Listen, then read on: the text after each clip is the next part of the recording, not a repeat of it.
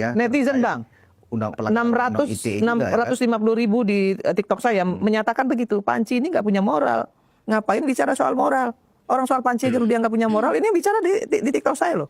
Bukan saya secara pribadi yang bicara itu. Bener banget nih kata Ibu Irma nih guys ya. Kalau mereka nggak percaya. Tolong minta kopinya, Bu. Sudah mau tutup, Mas. Saya orang jauh. Di sini tidak punya keluarga. Kalau boleh saya minta tolong minum saja. Boleh kan, Bu? Halo, selamat datang kembali di channel Sudut Pandang. Gimana nih kabar kalian semua? Semoga selalu dalam keadaan yang baik ya. Emang dasar sinting nih guys. Sinting banget tuh dah. Kok bisa-bisanya Refly Harun ketahuan punya strategi licik buat membuang Pak Jokowi ke luar negeri demi memuaskan sakit hatinya karena pernah didepak dari kursi empuk. Dia bangun narasi seolah negara ini gak becus. Irma Suryani pun langsung kasih pukulan keras guys. Kalau kalian hobi mempermalukan negara dan gak percaya sama bangsa sendiri, mending angkat kaki ke negara yang kalian puja aja. Jangan jadi benalu di tanah air sendiri. Punya etika nol besar aja sok mau jadi pahlawan kesiangan. Malu-maluin. Jadi 20 Oktober itu targetnya adalah ya 2 tahun Prabowo, 1 Jokowi harus diadili. Tetapi ada juga yang kemudian mengidekan ngapain kita mengadili Jokowi dengan korupnya pengadilan kita ini. Tiba-tiba begitu diadili bebas dia, ya kan? Tidak terbukti semua korupsinya. Bisa juga ada orang yang mengatakan kenapa nggak di persona non gratakan aja? Kan dia lagi sakit, ya sudah dibuang saja dia ke luar negeri, ya kan, ke mana dia suruh berobat dan nggak usah kembali lagi, sehingga nanti dinastinya akan hancur dengan sendirinya. Itu menurut saya alasan yang masuk akal, manusiawi, tetapi juga menyelesaikan persoalan. Perlu dipertimbangkan. Kalau mengadili itu berlarut-larut KPK dulu dan lain sebagainya. Padahal kalau besok lusa Jokowi di persona non grata kan selesai masalah kita, benar nggak? Benar nggak? Setelah ijazah dan berusaha mempolisikan Pak Jokowi, sekarang mereka pengen membuang Pak Jokowi. Ini sebenarnya Pak Jokowi punya salah apa sih sama mereka? 3 statement yang disampaikan. Menurut dia ada yang mengatakan dan ada lagi satu lagi. Tapi menurut saya 3-tiganya itu berasal dari pikiran dia. Betul. Ya, mengadili dan membuang Jokowi. Yes. Satu kesalahan Jokowi bukan memecat dia jadi komisaris, tetapi mengangkat dia jadi komisaris sampai 2 kali. Itu kesalahannya. Sehingga orang ini merasa mampu, merasa hebat. Nyatanya tidak mampu, jadi dipecat. Akhirnya dia sakit hati, ya, sampai ke ubun-ubun. Yes. Ya. Kan lagi.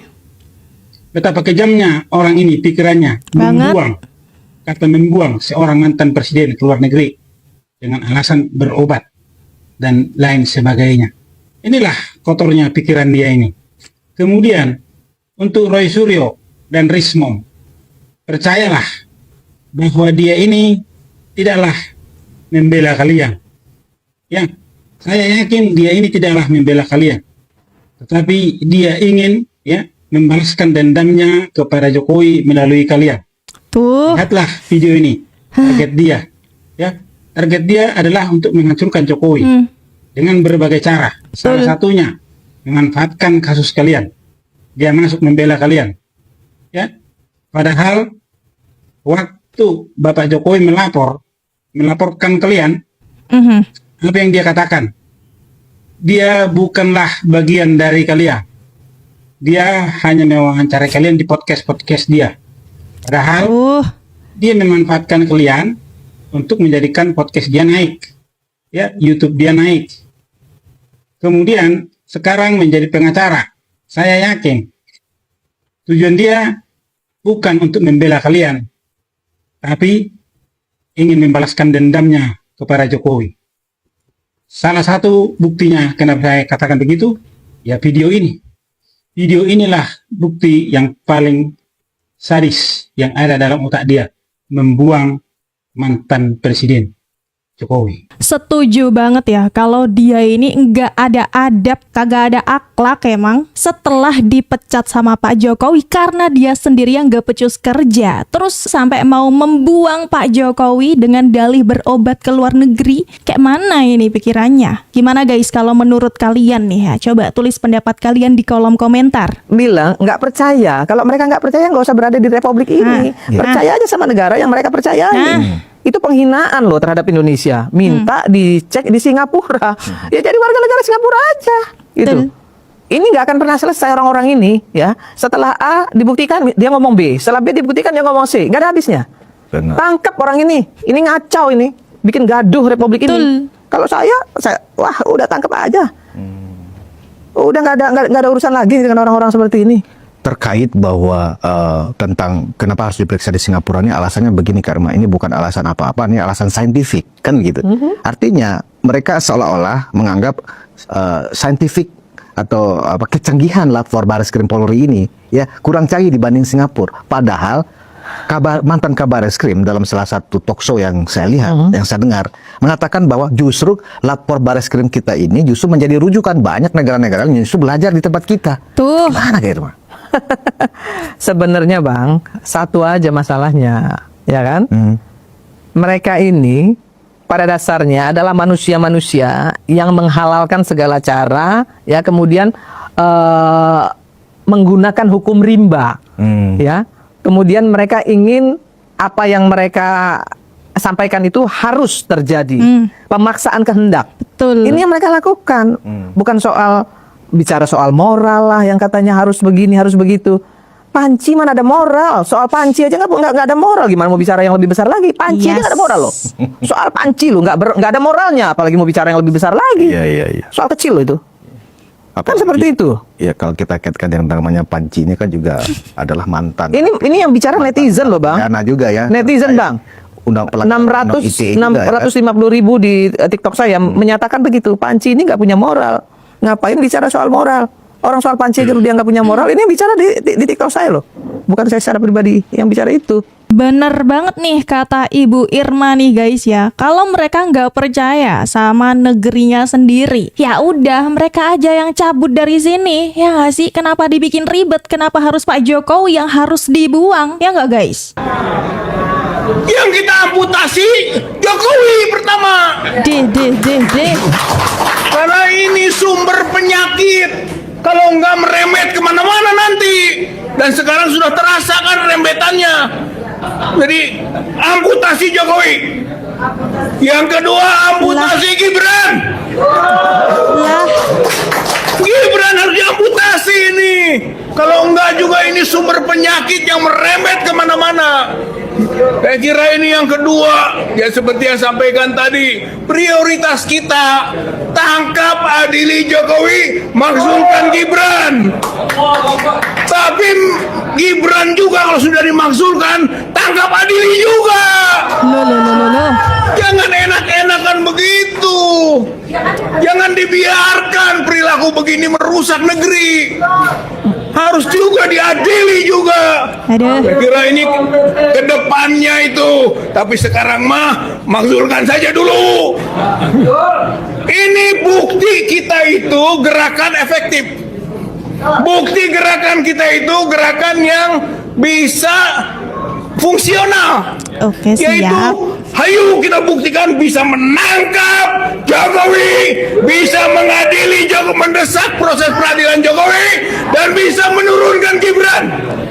Dan tentu yang terakhir, yang ketiga adalah tadi reformasi kepolisian. Ini nih guys, satu lagi ya, Rizal Fadilah nih yang sok-sokan menyerukan people power buat mengamputasi Pak Jokowi. Ini maksudnya apa coba? Sama memakzulkan Mas Gibran ya. Beliau ini loh ya, Mbok ya ingat umur. Izin nih Pak ya, napas saja kayak udah susah loh Pak. Saya melihat ya berdasarkan data-data yang muncul dalam proses penyidikan, saya kategorikan tuturan Roy Suryo ini dengan Pak Rismon itu masuk kategori paling tidak saya 4 kelompok. mempertanyakan, integratif, ya, gitu, memperkirakan, ya, menilai, mengevaluasi, gitu, ya, dan meragukan. Jadi semua kategori itu, ya, dalam analisis linguistik itu tidak berdampak hukum, gitu, ya. Loh, emang juga siapa yang bilang? Kan mereka sendiri ngomong kalau itu bukan penelitian. Ya kalau real penelitian ya oke-oke aja lah ya, tidak berdampak hukum gitu. Tapi kan yang dilakukan Roy CS ini kan lebih ke fitnahan gitu. Ya nggak guys? Ada respon dari ketuanya, masih mengatakan akan berkoordinasi dengan pimpinan lainnya, tapi saya WA lagi, Habibur Rahman belum menjawab lagi. Jadi melalui televisi ini, kami minta DPR juga mengambil peran, perhatian terhadap kasus seperti ini. Jangan dibiarkan. Panik ya. Ada kasus-kasus yang punya dugaan pelanggaran HAM, ya, ada abuse of power, tetapi kemudian dibiarkan begitu saja, sebagaimana KM 50 dulu. Karena itu, kita buka ke ranah politik, ranah publik mengenai kasus ini. Nanti orang bila katakan, loh, ini kan kasus hukum. Orang tahu, ini not only ini hukum saja, tetapi ini juga kental politiknya. Kental ada equal treatmentnya, kental ada pengaruh geng Solo terhadap kekuasaan penyelidikan dan penyidikan. Kalau tidak mungkin di Barreskrim Mabes Polri sebelumnya mengenai laporan mengenai penggunaan ijazah palsu atau dokumen palsu itu dihentikan begitu saja. Padahal banyak sekali bukti atau alat bukti yang bisa diajukan sebagai sebagai fondasi agar kasus ini betul-betul diperiksa apakah ijazah itu palsu atau asli. Kalau udah panik aja ya guys ya, minta tolong ke semua orang, ke semuanya, termasuk ke DPR. Tapi sayangnya dikacangin tuh, karena kagak penting.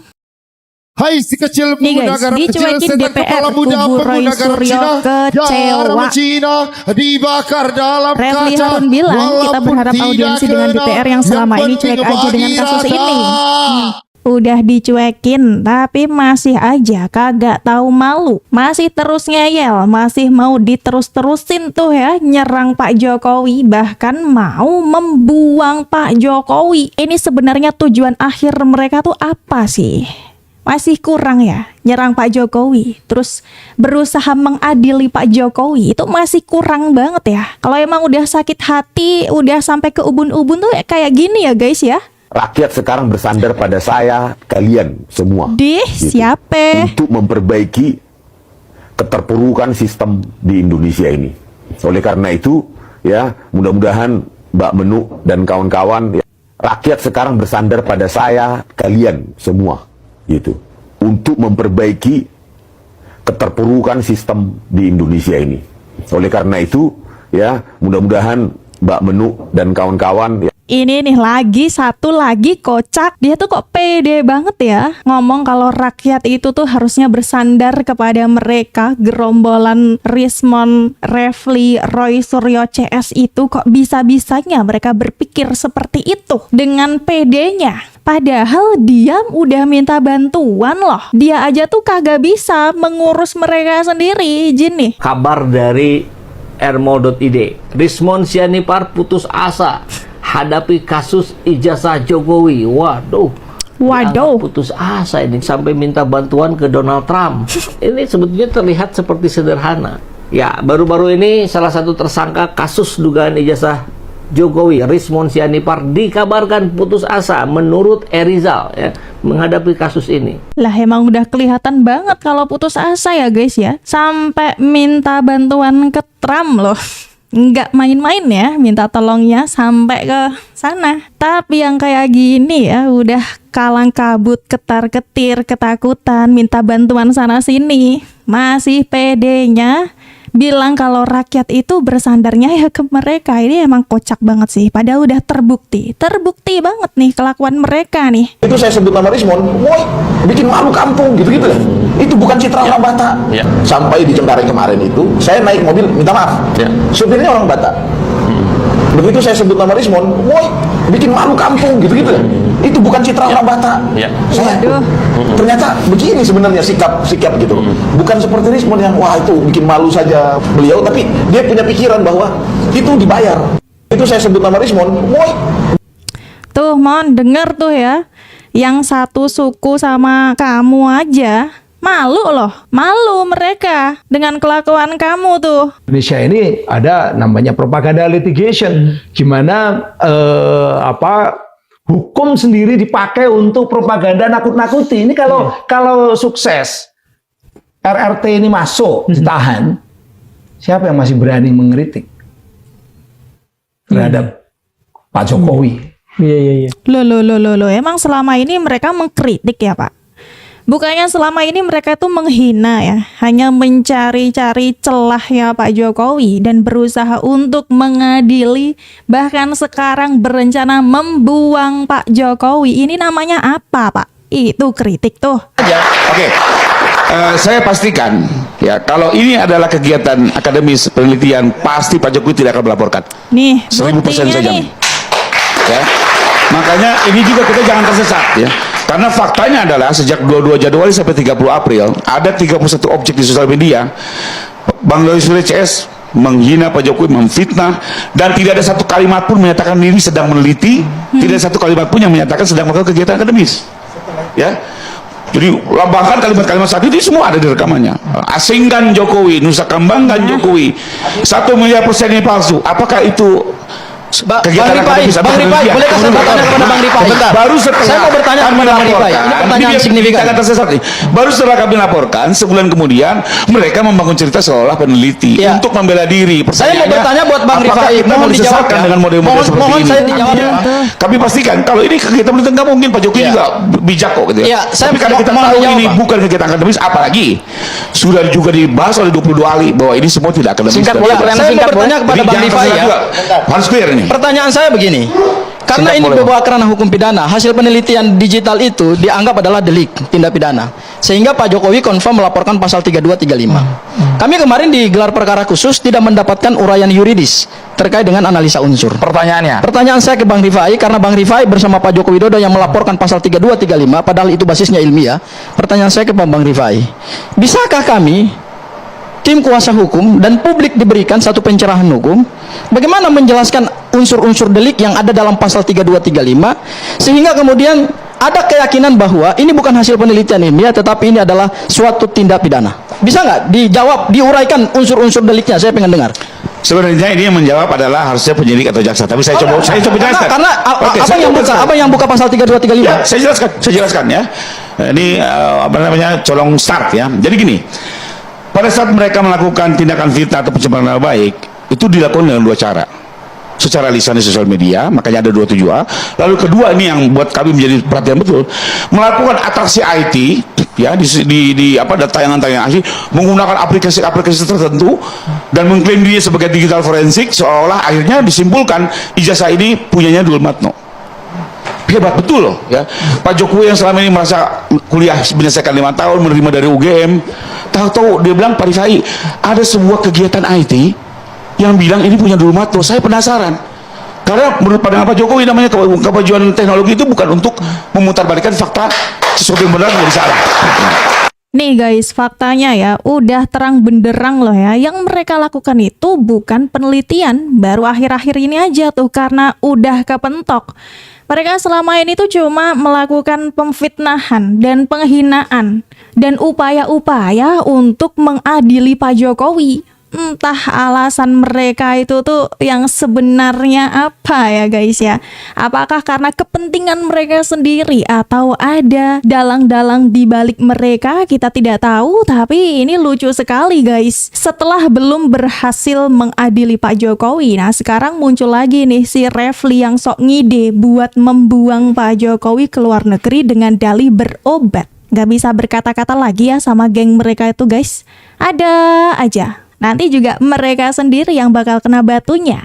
Ya nggak guys? Gimana nih kalau menurut kalian? Coba tulis pendapat kalian di kolom komentar ya. Dan itu tadi video dari kita. Terima kasih sudah nonton sampai selesai. Kita bertemu lagi di video berikutnya. Mohon maaf kalau ada salah-salah kata. Sampai jumpa.